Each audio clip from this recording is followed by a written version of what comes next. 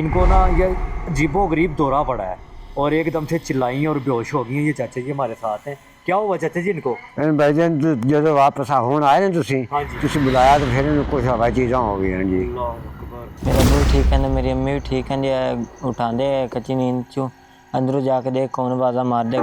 गुरुद्वारे सही आवाज़ आनी। ਇੱਥੇ ਨਾ ਹੁਣ ਪਿੱਛੇ ਬਹੁਤ ਖੌਫ ਆਉਣ ਲੱਗ ਗਿਆ ਤੇ ਇੱਥੇ ਨਾ ਬਜ਼ੁਰਗ ਵੀ ਆਉਂਦੇ ਨੇ, ਹਵਾ ਚੀਜ਼ਾਂ ਵੀ ਆਣ, ਦੋ ਸਾਂਪ ਹੀ ਆਣ।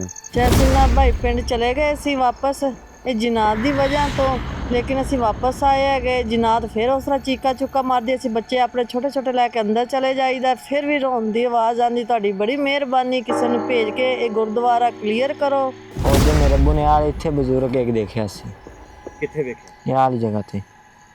खलोता वेख्या? हाँ जी, ते नजर आया कदी कुछ? हाँ जी, एक दिन नज़र आया सी, उधर इधर हो गया सी। ਹੁਣ ਬੱਚੇ ਸਾਡੇ ਆਏ ਪਿੰਡੋਂ ਆ ਗਏ ਨੇ। ਬੱਚੇ ਬੜੇ ਰਾਤ ਨੂੰ ਡਰਦੇ ਨੇ। ਅਸੀਂ ਦਰਵਾਜ਼ਾ ਬੰਦ ਕਰਕੇ ਅੰਦਰ ਸੌਂ ਪਾਉਂਦੇ, ਅਸੀਂ ਬਾਹਰ ਨਿਕਲਦੇ ਹੀ ਨਹੀਂ ਆ ਜੀ। ਛੋਟਾ ਮੈਂ ਛੋਟਾ ਜਿਹਾ ਬੱਚਾ ਹੈਗਾ ਵੇ, ਇਹਨਾਂ ਨੂੰ ਵੀ ਨਜ਼ਰ ਆਉਂਦੇ ਹੈਗੇ ਨੇ ਬਜ਼ੁਰਗ ਜੇ।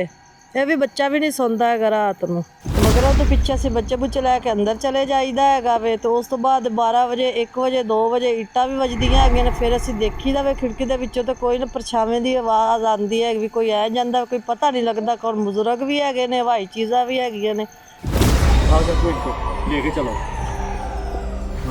पानी पिलाएं इनको। ਪਾਣੀ ਲਿਆਈ ਸਰ, ਪਾਣੀ ਲਿਆ। पानी लेके आए।